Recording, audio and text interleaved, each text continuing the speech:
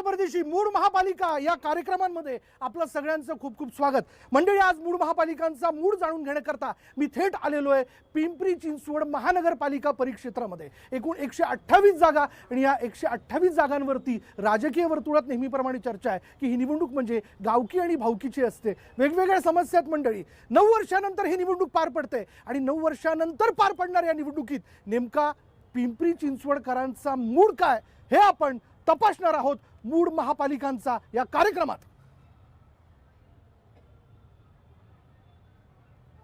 तर मंडळी,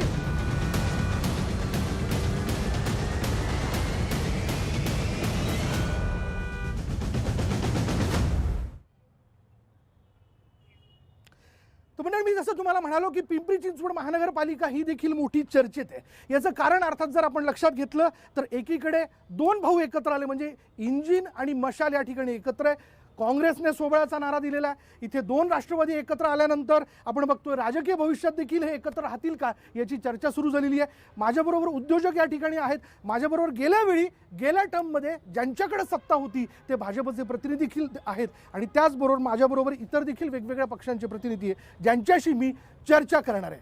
अर्थात मी सुरुवात करतोय माझ्या धाटणीतल्या प्रश्नाने. चला, मी आपल्याकडे होतो विलास भाऊ, माजी आमदार विलास भाऊ आपल्याबरोबर आहेत. विलास भाऊ, पिंपरी चिंचवड महानगरपालिकेचा विकासाच्या दृष्टीने असणारा तुमचा रोड मॅप 30 सेकंद. 24 तास पाणी, त्यानंतर भ्रष्टाचार भयमुक्त महानगरपालिका, तिसरी ट्रॅफिकची समस्या आणि कचरामुक्त शहर असलं पाहिजे त्या दृष्टिकोनातून, आणि ठेकेदारांची जी चाललेली फार मोठी सौदेबाजी ती बंद करणे, हे 5 आमच्या या ठिकाणी रोडमॅप त्या ठिकाणी असणार आहे. बरं, ठीक आहे. 5 महत्वाचे मुद्दे. मी आपल्याकडे येतो. भाजप, बोला बाबा, काय आपला विकासाच्या संदर्भातला रोडमॅप आहे? 5 महत्वाचे मुद्दे, 30 सेकंद. पिंपरी चिंचवड शहरामध्ये राष्ट्रवादी काँग्रेस पक्षाने सर्वप्रथम इथले जे काबाड कष्ट करणारे घटक आहेत त्यांची फार मोठी फसवणूक केली आहे. प्रभाग क्रमांक 9 मध्ये आता ज्या प्रभागात आपण आहोत प्रदेश साहेब, या प्रभागामध्ये माझ्यासारखा कार्यकर्त्याला तयार केल्यानंतर उमेदवारी नाकारली. इथं आमदार अण्णासाहेब बनसोडे यांच्या पुत्रांना उमेदवारी दिली. या प्रभागात ते राहिला पण नाहीये. अशा प्रकारे राष्ट्रवादी काँग्रेस पक्षाने पिंपरी चिंचवड शहरामध्ये 7 लाख कष्टकऱ्यांची फसवणूक केली आहे. त्याचा धडा हे कष्टकरी या महापालिकेत त्यांना शिकवणार. या महापालिकेत राष्ट्रवादी काँग्रेस पक्षाचे 2 आकडे नगरसेवक पण निवडून येणार नाही. अशा प्रकारची अत्यंत वाईट अवस्था आहे. बरं, मी रोड मॅप विचारला होता पण त्यांनी थेट आव्हान दिलेलं आहे तुम्हाला. चला काँग्रेस, मी तुमच्याकडे येतो. बोला, काय आपला विकासाच्या संदर्भातला रोड मॅप आहे? 30 सेकंद. पिंपरी चिंचवडमध्ये एका बाजूला भाजप आणि एका बाजूला राष्ट्रवादी काँग्रेस झालेले, हे म्हणजे अलिबाबानी 40 चोरासारखी टोळी झालेली आहे. हे फक्त आपल्याला सांगतायत की एकमेकाचे भांडण आहेत. एका काळामध्ये पिंपरी चिंचवड शहराचं 9,000 करोडचं सरप्लस बजेट होतं. 9 वर्षामध्ये यांचं सरकार आहे. आज पिंपरी चिंचवड 10 ते 12,000 करोड डेट मध्ये अडकलेले आहे. आज पिंपरी चिंचवड पूर्णपणे पोल्युटेड झालेले आहे. पिंपरी चिंचवडच्या नद्या सगळ्या गटारी झालेल्या आहेत. पिंपरी चिंचवडकरला काँग्रेसच एकमेव गतवैभव मिळवून देऊ शकतं आणि आता काँग्रेस स्वबळावरती इथं लढत आहे आणि काँग्रेसच या शहराला पुन्हा गतवैभव मिळवून देईल. बरं, ठीक आहे. चला, मी इकडे येतो. चला आपण जाऊयात. अर्थात एक वेगळी आघाडी म्हणून ज्याच्याकडे आता राज्याचं लक्ष लागलेलं आहे. काय आपला विकासाचा रोडमॅप आहे? 30 सेकंद. 500 स्क्वेअर फुटाचं लोकांना जे टॅक्स फ्री करायचा. दुसरं, पवना आणि इंद्रायणी नदी प्रदूषण जे होत त्याची डेव्हलपमेंट आहे. झोपडपट्टी वासियांचं पुनर्वसन करण्यासाठी आम्ही निश्चितपणे प्रयत्न करू. आणि महानगरपालिकेमध्ये जो भ्रष्टाचार झालेला आहे आणि ज्या पद्धतीने महानगरपालिकेची तिजोरी भाजपने खाली केलेली आहे त्याच्या विरोधात आज आम्ही सगळे आहोत आणि भाजपला हद्दपार करण्याच्या दृष्टिकोनातून आम्ही प्रयत्नशील राहणार आहोत. चला, 100% विजयाचा विश्वास जो आहे तो मी येतो मंडळी. मी बोलण्याची संधी देणार. प्रतिनिधी म्हणून मी आता विकासाचा रोडमॅप जाणून घेतला. आरोप प्रत्यारोप झाले. एकीकडे आपण जर पाहिलं तर आमदार महेश लांडगे जे ते बोलताना दिसत होते, त्यांनी थेट आपण जर पाहिलं तर अजितदादांना आव्हान देऊ केलेलं. अजितदादांनी सुरुवातीला म्हटलं की भ्रष्टाचाराचा आकागाडा असं म्हणून त्यांनी महेश लांडगेंचा उल्लेख केला. तर त्यांनी देखील महाराष्ट्राचे आका म्हणून अजित पवारांचा उल्लेख केला. या सगळ्या आरोप प्रत्यारोपातनं मोठी चर्चा, एक मोठी राजनीती उठली. मी प्रतिनिधींनाच विचारतो, विकासाच्या मुद्द्यावर मी येणार आहे पण सुरुवातीला राजकीय मुद्दा. बोला, म्हणजे 17 साली ज्या आका कोण 17 साली ज्या दिवशी भाजपच्या हातात इथली सत्ता दिली तो या शहराच्या दृष्टीने काळा दिवस मानतो आम्ही. आता इकडं बघावं कुठे बघावं खाली बघावं, विकास काही दिसत नाही. नाही. पण पैसे तर खर्च झालेले आहेत. हा. आता यांनी सांगितलं 9 नंबरमध्ये अमक्या उमेदवारी दिली. या शहरात कुठेही राहून कुठे उभं राहतो. ते बदलापूरचं प्रकरण माहिती आहे, लैंगिक अत्याचाराचं, सगळ्या महाराष्ट्रानं पाहिलं, देशानं पाहिलं. त्या आपटेला यांनी उमेदवारी दिली, स्वीकृत नगरसेवक बदलापूरमध्ये. आणि मग भय मुक्तीच्या नारा यांनी देऊ नये. खरं तर अजितदादांनी या शहरात म्हणजे गाडी वाटा होत्या व पाय वाटा होत्या. ही मेट्रो मागे दिसते ना, हे या सरकारची देण आहे. अजितदादांनी या शहराला आपल्या लेकरासारखं सांभाळलं. बरं. पाणी पुरवठा, चांगली घरं, मुक्त करण्याचं शहर, हे सगळं झालं होतं. सगळं झालं नाही, दादांच्या काळात झालेलं आहे. मग यांनी बिघडवलं. उद्घाटन यांनी तर बिघडवलं नाही, यांनी वाटोळच केलं. बरं ठीक आहे. काय नेते ते म्हणतात बिघडवलं, वाटोळं केलं. महेश दादा लांडगे या ठिकाणी कार्यक्षम आमदार आहेत.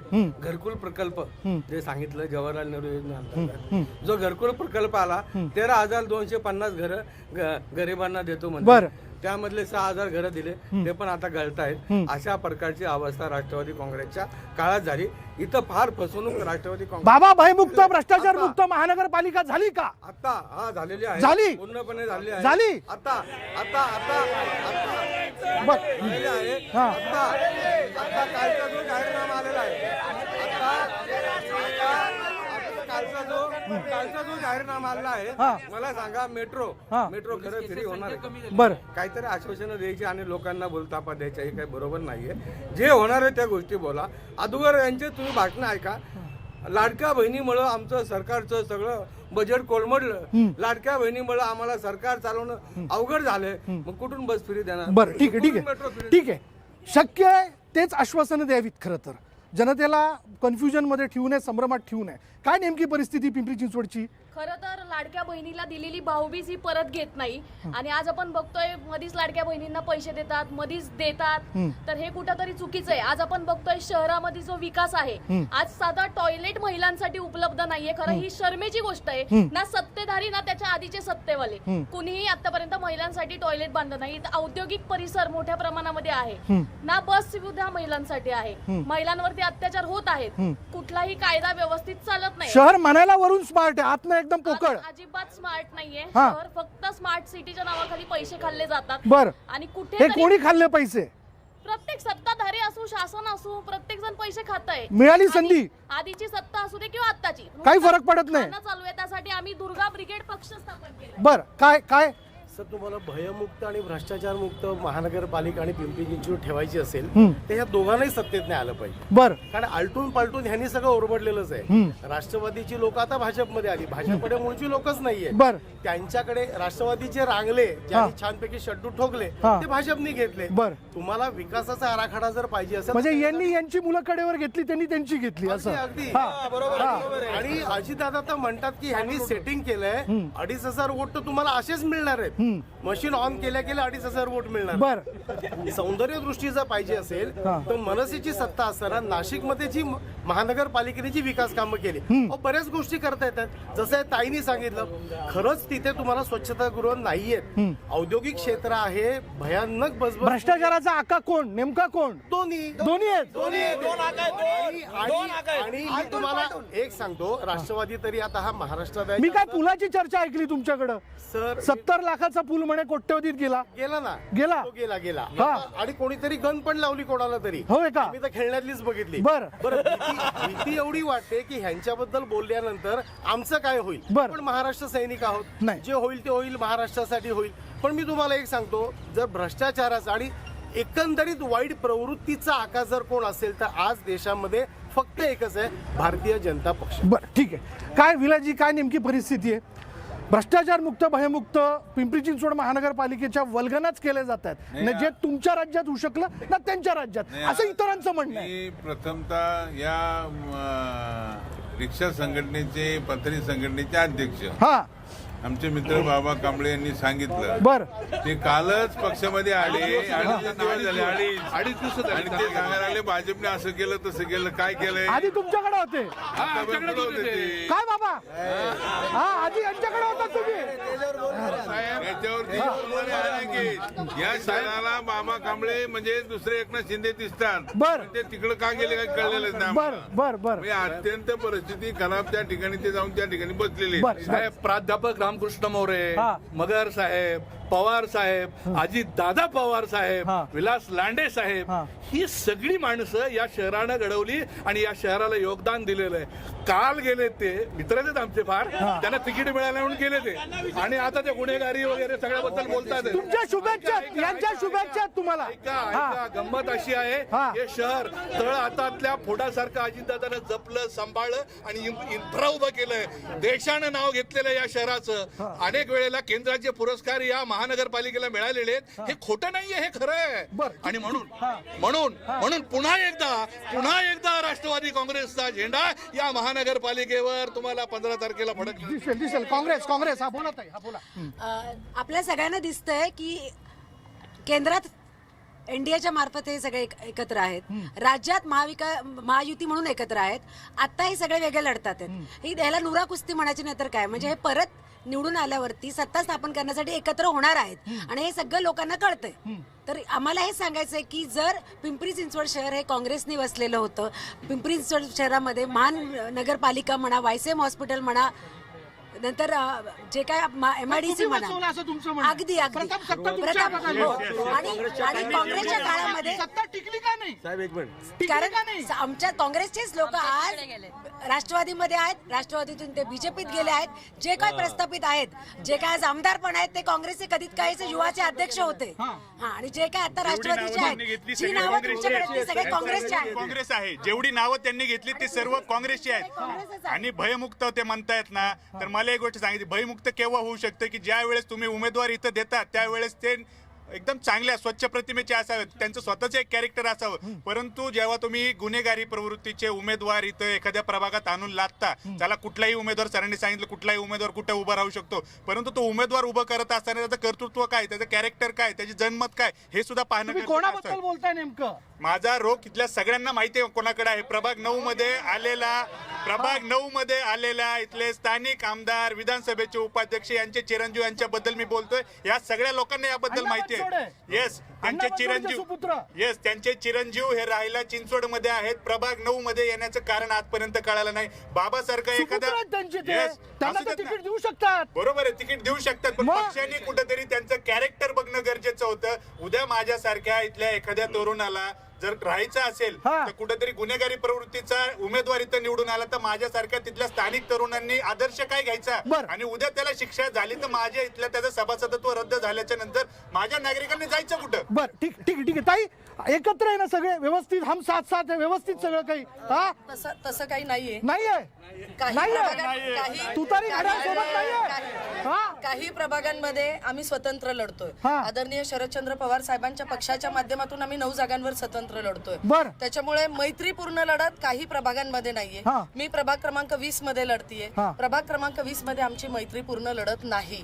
आम्ही 2 जागांवर लढतोय, एक SC मध्ये मी लढतीये आणि एक OBC महिला. झालं काय नेमकं? झालं काय म्हणजे तिथे या शहराचे शहराध्यक्ष, या शहराध्यक्षांना वाटतं त्यांनीच उमेदवारी त्यांना मिळते, मग त्यांचं कॅलिबर बघितलं जात नाही, क्रायटेरिया दिला जात नाही. काय नेमकं निष्ठावंत हा क्रायटेरिया? निवडून येण्याचा क्रायटेरिया म्हणजे आमच्या यांच्या पक्षाचे जे शहराध्यक्ष आहेत ते अतिशय अतृप्त आहेत. म्हणजे त्यांना पुढे गेलेलं कोणी चालतच नाही. त्याच्यामुळे त्यांनी मागे कोणाला ओढायचं हे ठरवलेलं असतं. त्यामुळे उमेदवारी देताना ते असे ठरवतात की त्यांच्या पुढे मागे जे कोणी करतील ते त्यांचे उमेदवार असतात. त्याच्यामुळे आमच्या प्रभागामध्ये अजिबात मैत्रीपूर्ण लढत नाही. ही अजिबात गोष्ट आहे की घड्याळ तुतारी एकत्र नाहीत. हे दोन्ही काळू आणि बाळू आहेत आणि भ्रष्टाचाराचे टोळे आहे. हे दोन्ही सगळे सागतात एकत्र आणि पैसे खातात आणि त्या टोळीमध्ये शिवसेना सुद्धा आहे. खऱ्या अर्थाने पिंपरी चिंचवड शहरामध्ये नात्यागोत्याचं राजकारण चाललेलं असतं. या नात्यागोत्याच्या राजकारणामुळे ना या पिंपरी चिंचवडचं वाटोळं झालेलं आहे. आद्यात पण आमचं, वाड्यात पण आमचं, ताटीतलं पण आमचं, वाटीतलं पण आमचं. त्यामुळे हे कधी कुठल्या पक्षात रात्रीच गायब होतील सांगता येत नाहीये. बरं. त्यामुळे ह्या इथल्या स्थानिक जे आहेत ना यांच्यावर विश्वासच ठेवू नये. मी तर म्हणतो आता हे शहर वाढलेलं आहे, या शहराने विचार केला पाहिजे. बरं. आणि जी लोक ठीक आहे नेते या लक्षात. ठिकाणी छोटा प्रश्न आहे, छोटा प्रश्न. नाही नाही, मी येतो. मी राजकीय चर्चा भरपूर झाली, विकासाच्या मुद्द्यावर येऊ. विकासावर हा बोला. हा बाबा. एकच मुद्दा राहिला. आदरणीय विलास लांडे या शहराचे त्यांनी शुभेच्छा दिल्यात तुम्हाला बाबा.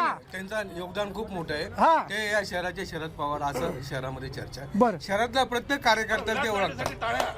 ते प्रत्येकाला ओळखतात. त्यांचं योगदान फार मोठं आहे. बरं. या शहरामध्ये त्यांच्यासारखा सुज्ञ आणि चांगला नेता दुसरा कोणी नाहीये. परंतु आज माझं त्यांना नम्र आव्हान आहे. अजितदादा पवार हे यांना मी पण मनापासून मानतो, ते पण मनापासून मानतो. तुम्ही मानता का? बाबा पण इथं आलात तुम्ही. मानता पण तरी आलात तुम्ही. दादांनी हा. एकाच व्यक्तीला न्याय द्यायचा, त्यांना एकाच व्यक्तीला विधानसभेचं उपाध्यक्ष पण द्यायचं, त्यांच्या मुलांना तिकीट पण द्यायचं. हा जो अन्याय दादांनी इथल्या कार्यकर्त्यावर केलेला आहे हा चुकीचा आहे. माझं म्हणणं आहे की विलास लांडे यांना विठ्ठल रुक्माई समितीचं अध्यक्षपद दादांनी उद्याच्या उद्या दिलं पाहिजे. बस देतील. चला मंडळी, पवना धरण इथं बाजूला आहे. पिंपरी चिंचवडमध्ये दिवसाआड पाणी पुरवठा होतो आणि तोही एक वेळ आणि अशुद्ध. काय नेमकी समस्या आहे? माझ्याबरोबर एक मिनिट. काय नेमकी समस्या आहे? ज्येष्ठ पत्रकार अविनाशजी आपल्या बरोबर आहे. अविनाशजी सांगा, पाण्याची समस्या काय? म्हणजे स्मार्ट शहर आहे आणि एक दिवसाआड पाणी, ते एक वेळ. पाण्याची गंभीर समस्या आहे. पाणी एक दिवसाआड मिळतं. पूर्वीच्या भाजपच्या जाहीरनाम्यामध्ये होतं 24 तास तुम्हाला रोज पाणी मिळणार, अद्यापर्यंत मिळालं नाही. पूर्वीच्या याच्यामध्ये त्यांनी जी काही आश्वासनं दिली होती त्याच्यावरती खरं तर चर्चा झाली ना, तर एकही आश्वासनाची पूर्तता त्याच्यामध्ये झालेली नाही. पाण्याचा प्रश्न इतका गंभीर आहे की पाणी गढूळ पाणी मिळतं. या शहराला पाण्याची कमी नाहीये, परंतु ते दिवसाआड मिळतं. नियमित पाणी मिळत नाही. या शहरामध्ये हाऊसिंग सोसायटीमध्ये टँकर लॉबी आहेत पाण्यासाठी. म्हणजे कोटीचे फ्लॅट घ्यायचे आणि त्यांना 12-12, 13-13 लाख रुपये पाण्यासाठी बिल भरावं लागतं. टँकर लॉबी कोणी पोचली लॉबी? ही सगळी राज्यकर्त्यांनी पोचली. सर्व आजी माझी नगरसेवक सोय बघितली, सगळ्यांनी सोय पाहिली. त्याच्यामुळे हे सगळं टँकर लॉब्या अजूनही शहरात आहेत. यापूर्वी ज्या निवडणुका झाल्या त्या निवडणुकांमध्ये दस्तूरखुद्द मुख्यमंत्री देवेंद्र फडणवीस यांनी आश्वासनं दिली.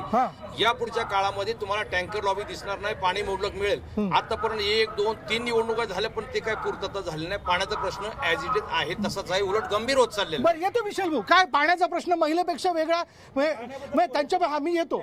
महिलांना जास्त माहिती. हा काय पाण्याची परिस्थिती? प्रभाग 11चे उमेदवार आहे, दुर्गा ब्रिगेड पुरस्कृत. घरकुलमध्ये पाण्याचा खूप प्रश्न निर्माण झालेला आहे. पावसाळ्यामध्ये तर पाणी एवढं घाण, आणि कॉल केला, कोणाला कॉल करायचा हे पण माहिती पडत नाही. कॉल केला नेत्यांना की ते पाणी करतो 5 मिनिट. हे आम्ही तर आता 4 वर्षापासून तिथं राहायला आलेलो आहे, पण पहिले लोक तिथं 14 वर्षापासून महापालिकेत होते तेव्हाही होतं. पहिल्यापासून भाजपची सत्ता होती तेव्हा असंच होतं, राष्ट्रवादीची सत्ता होती तेव्हाही होतं. कोणीच नाही केलं. काय तोंडचं पाणी पळवलं तुम्ही लोकांचं? तुमच्याही याच्यात पाण्याचा प्रश्न सुटला नाही, त्यांच्याही अखत्यारीत नाही सुटला. मी प्रभाग क्रमांक 30 मधला उमेदवार आहे. प्रभाग क्रमांक 30 मध्ये गेले अनेक वर्षापासून राष्ट्रवादीचे नगरसेवक आहेत, परंतु आमच्यासारख्या कार्यकर्त्यांना उमेदवारी तिथे नाकारली गेली. आम्ही भाजपमध्ये प्रवेश केलाय. त्याचं कारण असं आहे की राष्ट्रवादीचे जे नगरसेवक होते 15-20 वर्षामध्ये जो पाण्याची समस्या आहे ते पाण्याची एक टाकी तिथं व्हावी म्हणून एक पत्र सुद्धा देऊ शकले नाहीत. आणि अशा उमेदवारांना तिथं उमेदवारी दिली जाते. अच्छा, राष्ट्रवादी काँग्रेसच्या नगरसेवकांनी एकही पत्र दिलं नाही? पत्र दिलेलं नाहीये. काहीच नाही. सत्ता तर तुमची भाजपची होती.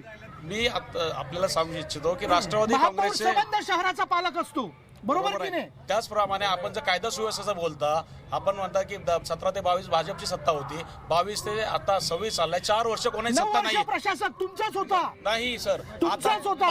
कायदा आणि सुव्यवस्थेच्या बाबतीत आपण जे बोलताय, पालकमंत्री पद कोणाकडे आहे? कायदा सुव्यवस्था राखण्याची जबाबदारी पालकमंत्र्यांची आहे. अजितदादा हे पालकमंत्री आहेत या शहराचे. जबाबदारी ढकलून कशी चालेल? आम्ही जबाबदारी ढकलत नाही. दादा पण सत्तेत आहेत. आम्ही जबाबदारी गृहमंत्री मुख्यमंत्री आहेत आणि कायदा सुव्यवस्थाची सगळी घडी बसवण्याचं काम मुख्यमंत्र्याचं आहे. त्यांनी लक्ष दिलं पाहिजे होतं ना इथं या ठिकाणी. मग बाकीचे आमदार काय करतात ते? लक्ष देत आहेत ना त्यांचे. कोणी पाणी पुरवठा सोडू शकलं नाही? पाणी पुरवठ्याची समस्या हा मुद्दा पालकमंत्र्यांच्या अखत्यारीत नाहीये. प्रशासनाने जो काही गैरकारभार, ऑन द कॉन्ट्ररी मी तर हे म्हणेन, प्रश्न सोडू शकलेला नाहीये. ना राष्ट्रवादीने सोडवलंय ना भाजपने सोडवलंय. यांनी फक्त त्या जलवाहिनीमध्ये फक्त भ्रष्टाचार केलाय, मोठे मोठे ठेके आणलेत आणि भ्रष्टाचार केलेत आणि टँकर लॉबी पण दोघांचीच आहे. तुम्ही आंदोलन केली? हा, आम्ही भरपूर आंदोलन बोललात तुम्ही? बरोबर आहे, बरोबर आंदोलन केले, पण त्यांनी काहीच केलेलं नाही. त्यांचं काहीच केलं नाही बरं, केलं. बरं. काय नेते तुमच्याकडे काय समस्या आहे पाण्याची? पिंपरी चिंचवड शहरामध्ये लोकांना महिला जी आहे दिवसभर काम करतात, रात्री त्यांना नंबर लावावं लागतं. 3ला पाणी येणार आहे का 4ला पाणी येणार आहे. ज्या पद्धतीने महानगरपालिकामध्ये ज्या पद्धतीने मागच्या काळी झालेलं आहे असं होणं आणि ज्या पद्धतीने आता नगरसेवक लोक जे आहे 2-2 करोड रुपये टाकून दलालगिरी ह्या शहरामध्ये झालेली आहे. प्रामाणिकपणे जे काम पाण्याच्या प्रश्नाला जबाबदार कोण? हे सरकारच जे मागचं होतं ते. आणि काय विलास भाऊ तुम्ही राष्ट्रवादीला पहिले हे बघा संधी मिळाली ना तुमच्या कालावधीत सुटला प्रश्न ना त्यांच्या कालावधीत. 10.5 TMC पाणी आम्ही उचलतो पवनावरनं. बरं. या पवना धरणाच्या नियोजनबद्ध जी पाईपलाईन होती, हे कसं असतं, ह्यांची 2 भाषणं असतात. मावळात गेले की हे वेगळं भाषण करतात, पिंपरी चिंचवडमध्ये आले की हे वेगळं भाषण करतात. आणि बंदिस्त पाईपलाईन मध्ये पाणी येणार होतं आमच्याकडं, ते स्वच्छ पाणी मिळणार होतं. आदरणीय दादांची ती महत्वाकांक्षी प्रकल्प यांनी हाणून पाडला. त्याच्यानंतर राष्ट्रवादी काँग्रेस पक्षाच्या ताब्यात असं म्हणतात दादा सत्तेत आहेत की नाही? राज्य सत्तेत आहेत की नाही? बरोबर आहे आहेत ना? ना. 17 नंतर हे सगळं बिघडलेलं आहे. दादा म्हणतात पुणे पिंपरी 17 चिंचवड माझा नंतर प्रेम हे आहे. सगळं बिघडलेलं आहे. आपण सोयीनुसार बोलतोय का? 17 नंतर हे सगळं बिघडलेलं आहे. पाईपलाईनला विरोध करणारे त्यांच्याच पक्षातील लोक होती. आज परिस्थिती इतकी बेकार आहे. हे भ्रष्टाचाराच्या विरोधात हे लोकांनी इथं आळा घेऊन मतं घेतली आहेत. स्थायी समितीचे जे अध्यक्ष आहेत त्यांचा सत्ताधारीचा त्यांना रंगे हात पकडलेला आहे इकडं, तरीही काही कारवाई न करता त्यांनी त्याचे मतं घेतलेले आहेत. यांची टोळी झालेली आहे, पुन्हा उमेदवारी दिलेली आहे, यांची टोळी झालेली आहे आणि आता जी जबाबदारी आहे मुख्यमंत्री देवेंद्र फडणवीस राज्यात ते सत्तेत आहेत तरी पाण्याचा प्रश्न सुटला नाही. पालिकेच्या 100 मीटर अंतरावर असणारी गांधीनगर झोपडपट्टी रात्री 3 वाजता पाणी येतं, दूषित पाणी येतं. तिथपासून 50 मीटरवर एक नवीन पाण्याची टाकी बांधली 10 लाख लिटरची, तरी सुद्धा पाण्याचा प्रश्न मिटलेला नाहीये. 100 मीटरवर हे प्रश्न असेल तर तुम्ही शहराचा विचार करू शकता काय परिस्थिती. आता 3 डॅम धरणावरनं आपल्याकडे पाणी येते ही त्याच्यानंतर आता इतक्या वर्षांमध्ये लोकसंख्या वाढली, त्यासाठी यांनी काय प्रयोजन केलं होतं? आधीचे जे आधीची डॅम मधून आपल्याला क्युसेक्स पाणी मिळतंय तेच अजूनही चालू आहे. जुनी पाणी पुरवठा योजना काँग्रेसच्या काळापासून त्यातही नियोजन नाही, त्यातही नियोजन नाही. राशन चोरी माझा कडीचा मुद्दा, मी गरिबांचा प्रतिनिधी आहे. गरिबांचा मुद्दा मुद्द्यावर येतो मी. मला राशन चोरीच्या मुद्द्यावर बोलायचं. मी येतो, मी तुम्हाला वेळ देतो. पाण्याचा मुद्दा आता साधा प्रश्न आहे. हे दोघं सत्तेमध्ये बसलेले आहेत आणि एकमेकावर आरोप करत आहेत. गेल्या 9 वर्षापासून यांची सत्ता आहे. हे लोक साफ येड्यात काढत आहेत कारण यांची दोघांची टँकर माफिया आहे इथं पिंपरी चिंचवड मध्ये आणि त्या टँकर माफियाला पोहोचण्यासाठी दोघांची टँकर माफिया आहे आणि त्या टँकर माफियाला पोहोचण्यासाठी पिंपरी चिंचवडला बली दिलं जात आहे. हा आमचा साधा आणि सरळ आरोप आहे.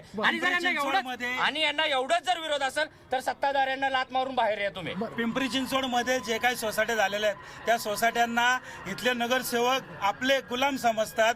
त्यांनी आपल्या दरवाजावर आठवड्याला महिन्याला यावं लागतं. त्यामुळे थोडं आट्या कमी केल्या पाण्याच्या की तो बरोबर सोसायटीचा चेअरमन येतो, हातापाया पडतो, पण टँकरचं पाणी काय यांच्या घरचं देत नाही. आमच्या नगरपालिकेचं पाणी भरतात आणि नेऊन सोसायटीला विकतात. अविनाश सर मला एक उत्तर देऊन टाका. पालकमंत्र्याच्या अखत्यारीत हा प्रश्न येत नाही, हा मुख्यमंत्र्यांच्या अखत्यारीत येतो. सत्तेत हे होते मग प्रशासक, मला त्याच्याशी काही घेणं नाही. मी तुमचा मतदार आहे ना, तुम्ही मला पाणी वेळेवर देत नाही, जबाबदार कोण?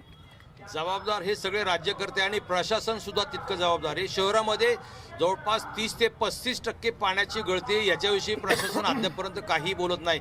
गेले 15-20 वर्ष त्या विषयावरती फक्त उपचार केले जातात, प्रत्यक्षात रिझल्ट शून्य आहे. राज्यकर्ते दोन्ही जबाबदार आहेत. म्हणजे तिकडे राष्ट्रवादी सुद्धा जबाबदार आहे आणि भाजपही तितकीच जबाबदार आहे. दोन्ही पक्ष जबाबदार आहेत. दोन्ही पक्ष जबाबदार आहे. काय उद्योजक साहेब हा आटा बिटा कशासाठी चाललाय? श्रीमंत महानगरपालिका आणि आमच्या MIDCला यातील एकाही पक्षाने गेल्या 50 वर्षामध्ये साधं गटार सुद्धा दिलं नाही. या ठिकाणी पक्षाचे सगळे उभे असतील त्यांनी सांगावं की 5 सुविधा कुठल्या MIDCला दिल्या. ही म्हणायला उद्योग नगरी आणि या ठिकाणी रोजगार दिलेत कोणाला? या ठिकाणी उद्योजकांना भांडायला लागतंय. गेले 50 वर्ष आम्हाला कुठलाही पक्ष नको, आम्हाला स्वतंत्र औद्योगिक महानगरपालिका पाहिजे, स्पेशल इंडस्ट्रीयल टाउनशिप. ही तुमची मागणी आहे? ही तुमची मागणी? ही आमची मागणी. काय बाबा काय करायचं? हा बोला ताई. आतापर्यंत आपण सगळे ऐकतोय की अजितदादांचे समर्थक आहे, यांना भोसरीच्या महेशदादांशी इतका प्रॉब्लेम आहे की सगळ्यांनी प्रश्न मांडले. याच्यापूर्वी पिंपरी चिंचवड मध्ये अजितदादांची सत्ता होती, काँग्रेसची त्याच्या आधी ताई होती. मी काय म्हणतो, आता एक मिनिट ताई, हे बघ मी बोलण्याची संधी देतो. माझा प्रश्न बघा, ऐकून घ्या. मी काय म्हणतो, सत्ता कोणाची असो, प्रश्न सोडवणं ही तुमची जबाबदारी होती की नाही? भीमा आस्केटचं त्यांनी नाही सोडवला प्रश्न म्हणून तुम्हाला संधी मिळाली, तुम्हाला संधी मिळाली की नाही? आजपर्यंत पिंपरी चिंचवड शहराला आयुक्तालय भेटलं नाही, ते आता भेटलेलं आहे. आता गुन्हेगारीचं भयमुक्त आणि हे सगळं बोललं जातं, तर त्याचं तुम्ही इतक्या वर्षात गुन्हेगारीची संख्या कमी झाली आहे.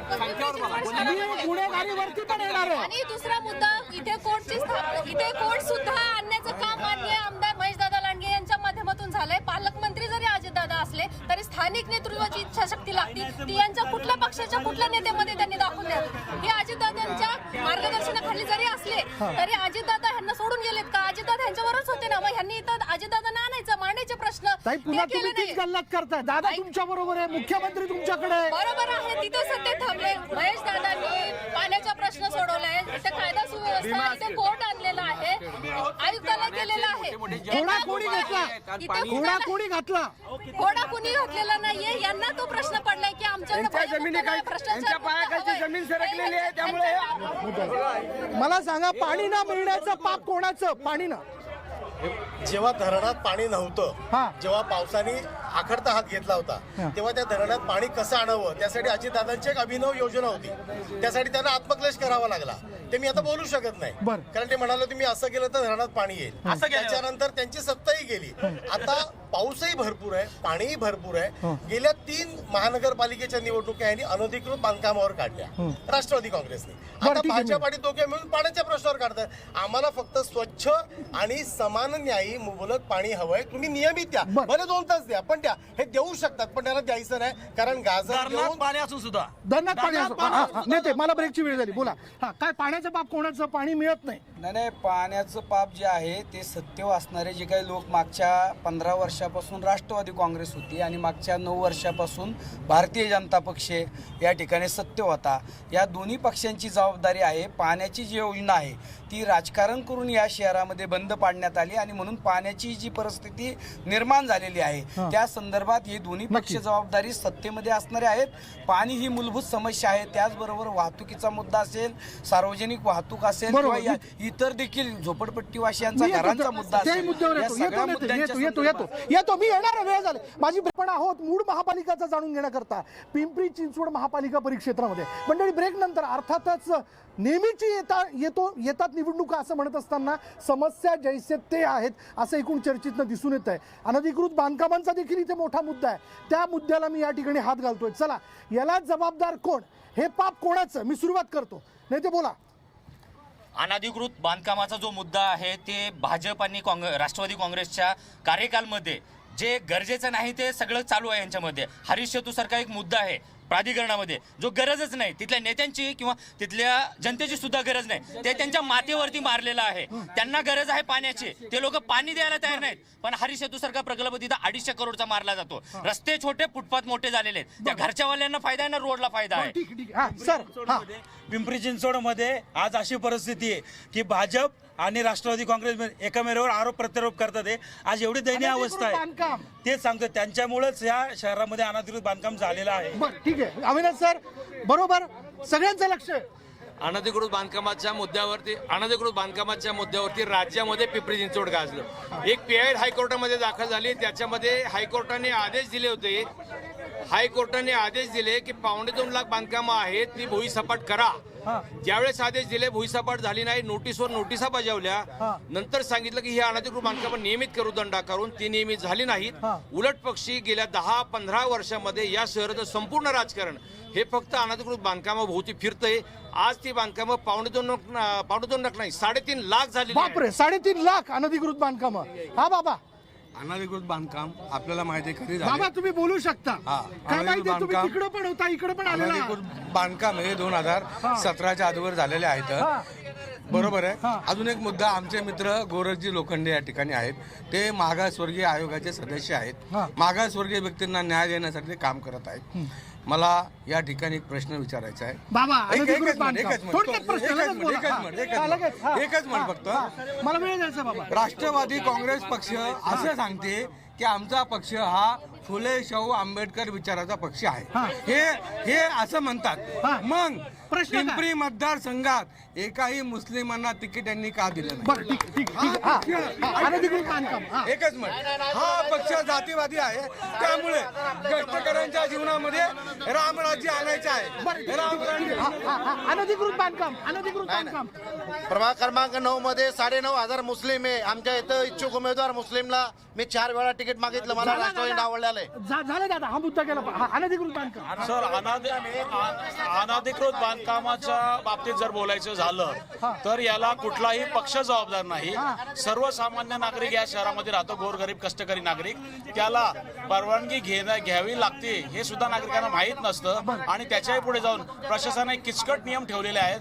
बांधकाम परवानगी एकदम सोपी आणि सुटसुटीत असावी असे दर्शनकांनी मिनिमम शुल्कामध्ये जर परवानगी दिली तर सहज नागरिक परवानगी घ्यायला जातील. नियम फार क्लिष्ट आहेत, अडीअडचणीचे आहेत, त्याच्यामुळे हा विनापरवाना बांधकामाचा प्रश्न वाढतो. राष्ट्रवादी काँग्रेस पार्टीमध्ये ज्या पद्धतीने जे वातावरण आहे त्यांचं की जातीवादी भ्रष्टाचारी आहे, भाजप आहे, सगळं नाही. अनधिकृत बांधकाम जे बांधकाम प्रभागामध्ये आहे आणि ते 17च्या अगोदरचे आहेत. ठीक आहे. हे बघा, 2017 मध्ये ज्यावेळेस भाजप या महापालिकेवर सत्ताधीश झाली त्यावेळेस त्यांनी आश्वासन दिलं होतं की अनाथराय जे काही बांधकाम असो आम्ही नियमित करू, पण त्यांनी हा प्रश्न काय सोडवला नाही. त्याच्यामुळे जास्तीत जास्त अजून डबल टिबल अनधिकृत बांधकाम झालीत आणि हा प्रश्न राक्षसासारखा आहे पिंपरी चिंचवड. सर, ह्या शहरामध्ये अनधिकृत बांधकाम पहिलं जे पाडलं गेलं ऑफिशियली ते माजी आमदारांचं पाडलं गेलं. हायकोर्टाने ऑर्डर दिली, एक वकीलबाई कोर्टात गेली. कोण माझे आमदार? दिवंगत आहेत, नाव घेणं बरोबर नाही, त्यांच्यामुळे झालं. हे काँग्रेसमधनं वाढले, राष्ट्रवादी काँग्रेसमध्ये गेले, नंतर भाजपमध्ये आले. भाजपच्या माजी महापौराच्या कार्यक्षेत्रामध्ये आता 38 बंगले पडले हो इंद्रायणी नदीमध्ये. अनधिकृत बांधकाम हे स्थानिक लोकप्रतिनिधी आणि प्रशासनाचे भ्रष्ट अधिकारी यांच्या अभित्र. सर, वन मोर थिंग, निळी पूररेषा जोपर्यंत तुम्ही पूर्ववत करत नाही, अहो सामान्य लोकांचा जीव टांगणीला लागलेला आहे. पिंपरी चिंचवड शहरामध्ये अनधिकृत बांधकामाचा प्रश्न खूप ज्वलंत आहे आणि हे निर्माण व्हायला मुख्य कारण आहे की इथले जे सत्ताधारी लोक होते त्यांनी जी गुंठा 1.5 गुंठा जागेमध्ये जी नियमावली बनवायची किंवा परवानगी देण्याची पद्धत आहे तिला जो भुर्दंड नागरिकांना खिशाला परवडणारा नाही अशा प्रकारची नियमावली असल्यामुळे लोक अनधिकृत बांधकाम करतात. पर्यायी व्यवस्था ना या पक्षाने सत्ताधारी पक्ष सत्ताधारी हा बोला.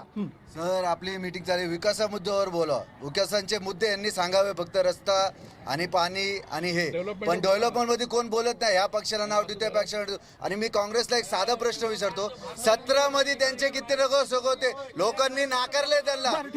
काय तुम्ही स्थानिक आहात? साहेब, आम्ही बोसरे विधानसभेमध्ये राहतो. 2008 पासून आम्ही पात्र आहेत. आमचे आमदार विलास लांडे सर होते. 2008 पासून आम्ही पात्र असताना आतापर्यंत आम्हाला घरं भेटत नाहीत. राष्ट्रवादी बी सत्तेत होते, आता बीजेपी बी सत्तेत आहे. तुम्हाला घरं मिळाली नाही? अजून भेटले नाही. का भेटत नाही? Sector number 22. शेवटचा मुद्दा आहे, भाजपची किती खोटं बोलतंय. ते सांगतात की मुस्लिम समाजाला आम्ही एकही दिलेलं नाही. निहाल पानसरेनं आम्ही एबी फॉर्म दिलेला होता, तो त्यांनी नाकारलेला होता. म्हणून फुले शाहू आंबेडकरांच्या मुस्लिम समाजाच्या सगळ्यांना बरोबर घेऊन जाणारा राष्ट्रवादी. थोडक्यात मला वेळ संपला, माझा वेळ संपला. आता हा बोला, काय निहाल पानसरे का जो वो बोल रहे हैं, तो जहाँ से उनको टिकट चाहिए थी वहाँ से नहीं दी, उनको दूसरी जगह से उम्मीदवारी दी, जहाँ से वो नहीं आ सकते थे. मुद्दा ये है, आप कुद्दलवाड़ी की बात करो, महिला की सुरक्षा की बात करो और गुनेगारी पिंपरी चिंचवड से खत्म करने की वो बात करो. बाकी डेवलपमेंट होने का होना है, उसके बारे में ये सारे को पूछो क्या, सभी एक ही थाली के चट्टे पट्टे. ठीक आहे. खरं तर यांनी सगळ्यांनी सांगतायत मुस्लिम उमेदवारांना न्याय देण्याचं काम पवार साहेबांनी केले. या शहराचा सर्वांगीण विकास पवार साहेबांनी केले. त्यामुळे आता सगळ्या ज्या चालल्यात त्या सत्तेसाठी गप्पा मारतात. माझ्याकडचा वेळ संपला. ईपी प्लॅन जो आहे ना तो डिस्ट्रॉय प्लॅन आहे. गरिबाची घरं उद्ध्वस्त झालेत आणि सगळ्यात महत्वाचं सर हे सगळं होतंय थोडक्यात सांगायचंय, माझ्या परिसरातला कळीचा मुद्दा आहे. राशन चोरी, गोरगरिबांच्या हक्काचं राशन 70% राशन चोरलं जात आहे. राशनची दुकानं ही या सत्ताधारी लोकांशी संबंधित आहेत. आणि थोडक्यात सांगायचं तर हे तुतारी म्हणजे घड्याळ, घड्याळ म्हणजे कमळ, कमळ म्हणजे अन्याय, अत्याचार, खून आणि बलात्कार. ठीक आहे. बरं, महापौर कोणाचा? महापौर कोणाचा? महापौर कोणाचा? ठीक आहे, माझ्याकडचा वेळ संपलेला अर्थात मंडळी. मी पुन्हा एकदा सगळ्यांना सांगतो, बघा हा सगळा मूड आहे. समस्यांवर चर्चेपेक्षा गोंधळच होताना आपण या ठिकाणी पाहिला. यात मी सगळ्यांना विनंती करेन की मतदानाकरता बाहेर पडा आणि आपला मतदानाचा हक्क बजावून आपला कौल नेमका कोणाच्या बाजूने, कोण विकास करणार आहे हे ठरवून सत्ताधाऱ्यांच्या हातात चाव्या द्या. यानंतर इथं सांगूया 5 ऑक्टोबरसाठी